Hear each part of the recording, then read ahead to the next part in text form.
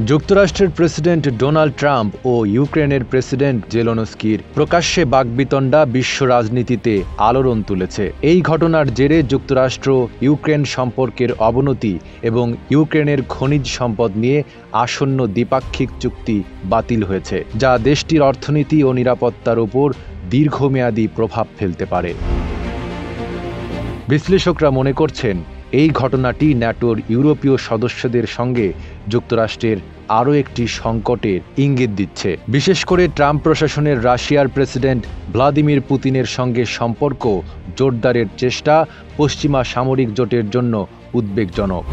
বিবিসির বিশ্লেষক Jeremy Boehm বলেছেন, ট্রাম্প প্রশাসন ইউক্রেনের উপর চাপ বাড়াচ্ছে, অন্যদিকে পুতিনকে সুবিধা দিচ্ছে, যার ফল ইউক্রেনকেই ভুগতে হবে। সিল্কোর সিল্ক অ্যান্ড শাইন, যাতে আছে আর্গান অয়েল ও ওট প্রোটিনের গুডনেস, যা আপনার চুলকে রাখে হেলদি অ্যান্ড শাইনিং। ইউক্রেনের রাজনৈতিক বিশ্লেষক ভ্লাদিমির ফেসেন এএফপিকে দেওয়া এক সাক্ষাৎকারে বলেছেন, মার্কিন প্রশাসনের পরবর্তী পদক্ষেপ কি হবে তা এখনই বলা যাচ্ছে না, তবে আশাবাদী হওয়ারও সুযোগ নেই। গুঞ্জন চলছে যে এই দ্বন্দ্বের পর যুক্তরাষ্ট্র ইউক্রেনের সামরিক সহায়তা হ্রাস করতে পারে।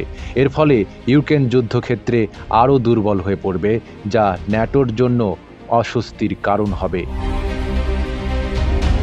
ট্রাম্পের রাশিয়ার প্রতি নমনীয় নীতির কারণে ইউক্রেন এখন মারাত্মক নিরাপত্তা সংকটে পড়তে পারে। জেরেমি বোয়েমের মতে, পূর্বে ইউক্রেন মার্কিন অগ্রাধিকারের তালিকায় ছিল, কিন্তু এখন তা নিচের দিকে নেমে এসেছে। এই অবস্থার ফলে ইউরোপীয় দেশগুলো তাদের নিরাপত্তা নিয়ে নতুন করে শঙ্কিত হয়ে পড়েছে।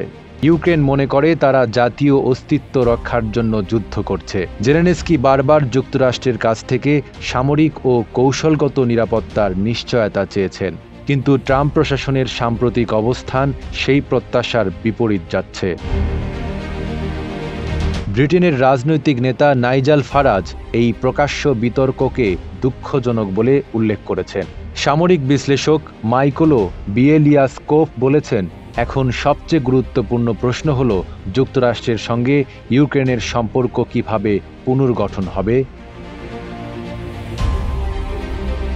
এই দ্বন্দ্বের ফলে ইউক্রেনের ভবিষ্যৎ কিছু অনিশ্চয়তার মুখে পড়েছে।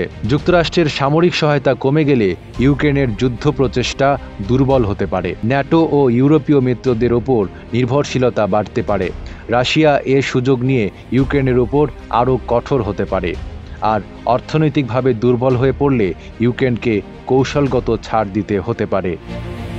ট্রাম্প জেলেনস্কির দ্বন্দ্ব শুধু দুই দেশের সম্পর্কের ক্ষেত্রে নয়, বরং আন্তর্জাতিক ভূরাজনীতিতেও প্রভাব ফেলতে পারে। ন্যাটো, ইউরোপীয় ইউনিয়ন এবং রাশিয়া সবার অবস্থান এখন নজরদারিতে রয়েছে। বিশ্লেষকরা মনে করছেন, ইউক্রেনের ভবিষ্যৎ অনেকাংশে নির্ভর করছে যুক্তরাষ্ট্রের পরবর্তী সিদ্ধান্ত এবং ইউক্রেনের কূটনৈতিক কৌশলের উপর। নাইম আরাবি, ঢাকা পোস্ট।